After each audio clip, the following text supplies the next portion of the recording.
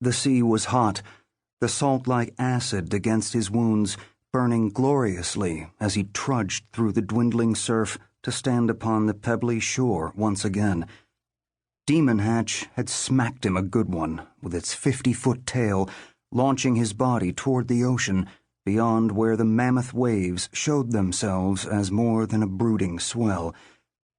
And so he'd swum, ditching his heavy breastplate, his helm, his chainmail, all the things that wished to drag him down so the foul water could fill his lungs and silence his heart. Except his great sword, Slayer. No, never that. Gunner Skale had clutched his weapon with one hand and swum with the other, his eyes open to watch the fiery beast, no matter how much the salt stung. And now he was back, exhausted and achy, but ready to finish the job.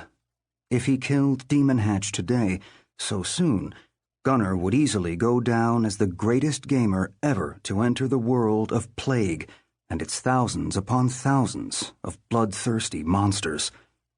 Soaked, muscles scorched, his sword feeling as if it weighed half a ton, Gunner broke into a sprint once he reached dry ground, running as best he could to where the beast crouched, eating the remains of something that had once been human. Clearly, Demon Hatch thought its last blow had finally killed the greatest warrior it had ever faced, and if not, the raging sea would have finished the job. And so, ever arrogant, it feasted, its back to the gray-green waters of the ocean and its battered shore. Gunner picked up speed, holding Slayer's hilt with both hands, his arms cocked to thrust or swing on a moment's notice. The pebbles turned to rocks, rocks to boulders, over which he bounded without so much as a glance down. He couldn't afford to take his eyes off the beast. And so he trusted his instincts, his balance, his feet, his peripheral vision. Hell's glory, he was Gunner Skale, for crying out loud. With a smile, he charged forward, knowing that the biggest, baddest, deadliest monster in Plague was about to get its head chopped off. Demon Hatch finally heard his approach and whipped around to look at Gunner with all four of its slitted, red-tinged eyes. Then its mouth opened, a monstrous bear trap of a thing with hundreds of blade-sharp teeth, jagged points with serrated edges, perfect for ripping up its prey. Then came the roar, followed by the burst of fire, an avalanche of liquid flame that poured down on Gunner. Gunner rolled and ignited the shield spell for which he'd had to betray his closest comrade in arms to gain. It kept off most of the heat, though he knew he'd feel some residual burn when he lifted back to his coffin. He landed, spun, leapt back to his feet, hefted the great sword Slayer up above his head, ignoring the variety of pain that crisscrossed his body.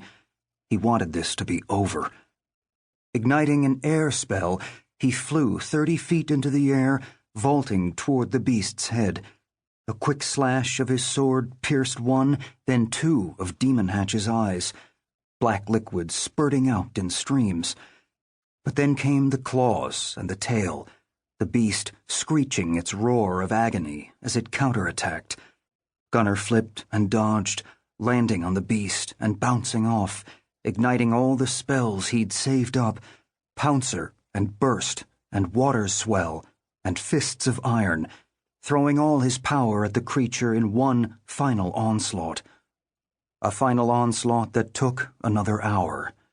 An hour of ruthless battle, stroke and counterstroke, 3 more trips out to the sea, 3 long trudges back to the shore, spell ignition after spell ignition, sword against claw and tooth, quickness and shield against heat and fire.